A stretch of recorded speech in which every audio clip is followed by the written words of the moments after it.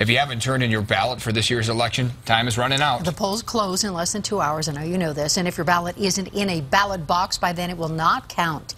The Secretary of State's office tells us just over 900,000 ballots were turned in before today. That's about a quarter of all voters.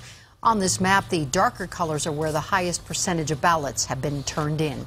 Now, Colorado has a lot on the line this election night. Voters across the state are being asked where the state should spend extra pot tax revenue.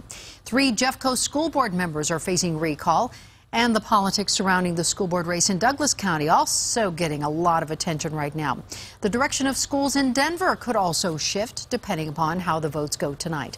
Denver 7's Lance Hernandez is looking into what tonight's election means for students right here in Denver. Lance?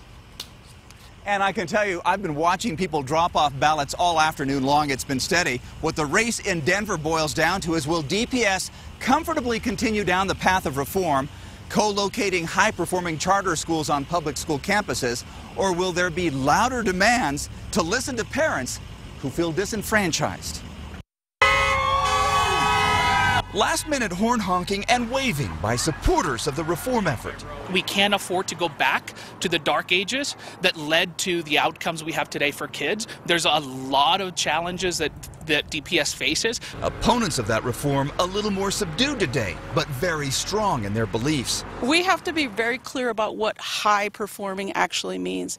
And folks who tout that line are really talking about performance on standardized tests. Former school board member Andrea Merida says students don't blossom all at once, so there should be less focus on standardized tests and more on aptitude and achievement. She wants to see a school board more willing to listen to parents. Assuming there is a changing of the guard, more louder conversation, and I would expect more public participation and even more public paying attention to how the dollar's being spent in that school district.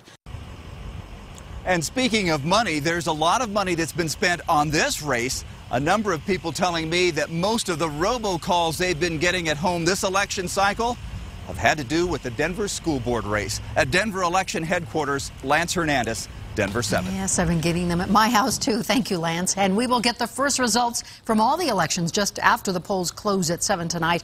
You will find them on thedenverchannel.com. And as the results come in, we'll bring them to you at the bottom of your screen. And we will have a breakdown of the key races for you coming up on Denver 7 News tonight at 10.